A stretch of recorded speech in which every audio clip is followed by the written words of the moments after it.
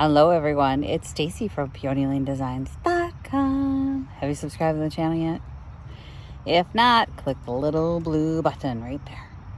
Don't forget to click the subscribe button, comment down below, like this video, and click the bell icon to be notified.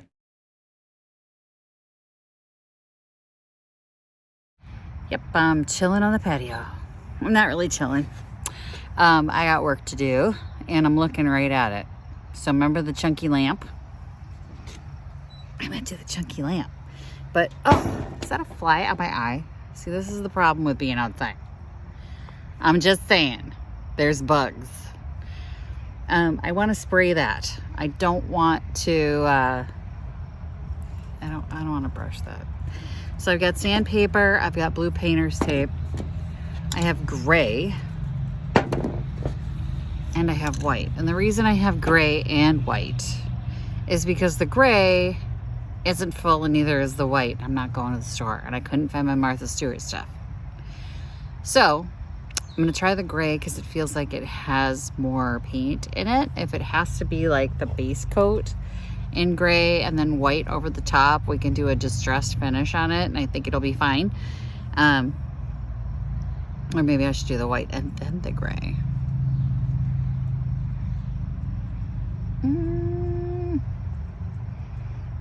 6 of one, half a dozen of the other. I don't think it really matters. Like I'll do the white and then the gray. Use the white as like a primer coat. But I need to sand it first and then tape off the the bulb socket and all that good stuff. Margot's loving this. She's like, I get to be outside. You eating the dandelion fluff? Hi, Margot. Say hi, Margot. She's like, Margot. Margot. Margot, look. Oh, Margot's hiding. Sit. Sit. Margot, sit. I don't know why it has to be Margot sit, but it has to be Margot sit. Anyway, I am going to tape off, sand, and then we'll get to spraying.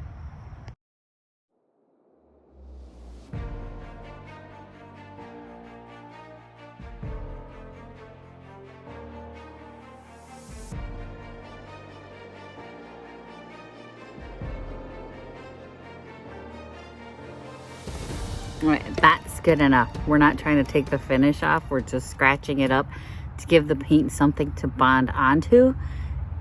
It's not that big of a deal. I need to get a damp rag. We're gonna wipe off all the sanding dust and then we're gonna spray it. Now, there's been a lot of questions on my last spray paint videos about how far away should you be? How far, how do you spray a flat surface? It's not rocket science. Okay, we're gonna hold the can about like maybe 6 inches away. 6 inches. Oh, Rod's here. Customer. Hang on. The biggest thing with these DIY projects and working with spray paint is just don't be intimidated. You just have to try it. It's just paint. It's just paint. So don't freak out, okay? I mean, any issue that you have with the paint can be corrected. So let's say I'm spraying this and I get too close. It's gonna start to drip. That's how you know you're too close. It will also sag sometimes too. It depends on the heat. But you'll see a little drip come down or a sag. You're too close. You're putting too heavy of a coat on. Lighter coats, more coats, but lighter coats is the way you want to approach this. You don't want to, and I'm terrible at this. I really want my project to be done quickly. I want it done now. I don't want to wait. I don't want to do 16 coats. So I am one of the ones who I'm like, it's dripping and I know better. I know better and I still do wrong. So if I can fix it, you can fix it. Damp cloth. That's why we love shabby chic. I get a drip and I don't want to repaint the whole thing. I just make it shabby chic. I'll sand it off. But if you're doing a flat surface or a tabletop, off one side and back. The other side, always end off your project so you don't get a mess. Because if you try and stop at the edge of your project, that ambulance.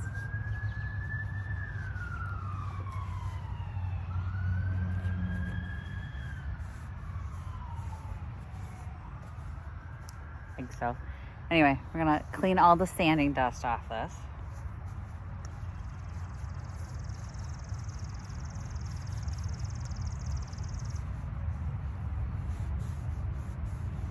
When someone in the comments asked how you clean the nozzle, you tip it upside down and you spray it with the 2X.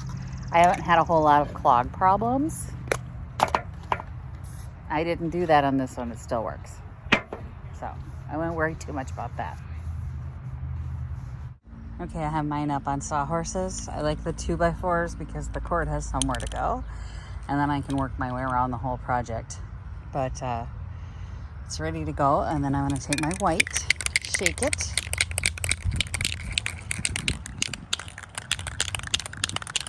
Hang on, let me shake it for a good long while here.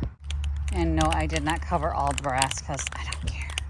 Margot, she's being such a good girl. All right, so we are going to spray and we're going to do quick, light coats, right? Like we're not going to go crazy.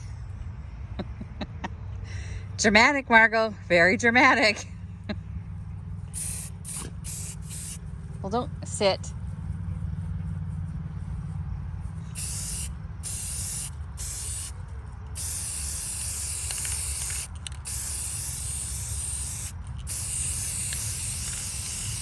And that's a nice light base coat on that side. And then I'm just gonna work my way around the project. And that's one coat all the way around. Not very even there. I'm gonna hit that again. Yeah, so there's the base coat. And I fixed the spot. And now we wait. We wait till it gets tacky. Probably like out here, 10 or 15 minutes. And then we'll hit it with a gray. Because it looks so nice already.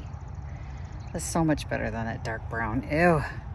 And while we wait, cucumbers. Cucumbers. And peas. Weeds. Okay, we are on to the gray. We have a little fisheye here. Not a big deal. Might have been a little grease on there. Otherwise, the whole rest of it looks good. Slightly tacky still. So we're gonna go in with our next coat of paint, which is the gray. We're gonna do the same thing. By the way, I've never cleaned this nozzle. It has not clogged. Ooh, I kind of like the gray.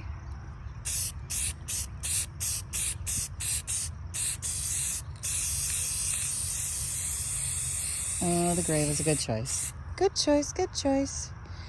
I'm gonna go around the whole thing. Same way we did the other one. Okay, one coat of gray. Let that dry, and then I am gonna hit it with another coat just because I want to make sure I get up underneath everything and all that good stuff. So we'll just take a peek around it and make sure there's no spots when we're done. Okay, I just gave it what will be its last coat of paint. Now, if you want to make sure your paint doesn't clog, you just hold it upside down and spray it, right? But this doesn't need to do that. The 2X is wonderful. You don't have to do that. And you can tell by how old this can is, it's literally rusting out the bottom. That's how long I've had it, and it has not gotten clogged. So I'm not worried about this. I'm not gonna waste paint spraying it like that, but traditional nozzles, you do have to hold it upside down and spray it.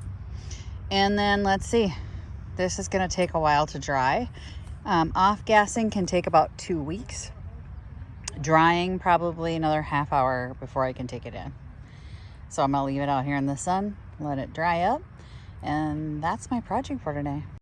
I'm just gonna move over into the shade because it gets a little too bright, but that's it really for spray painting. It's not that difficult, and it's just something you just gotta dive in and do it. I think a lot of times we get into our head and we're like, I don't know enough. You know enough, okay? Stay about 6 inches away. Try not to oversaturate. Don't let it drip. That's it. And if it does drip, oh well. sand it off and do it again. But it's fine. Even the fish eyes, did you see those are gone now? I mean, don't sweat it. Just don't panic. Don't panic. We'll be fine. Thanks for watching, you guys. Happy junkin'. Bye. Visit my blog, peonylanedesigns.com, for more tips, tricks, and inspiration. Thanks for watching, everyone. If you like this video, please give it a big thumbs up. Don't forget to subscribe and click the bell icon so you'll be notified of new videos. I post every week DIY tutorials and, of course, more junkin' videos.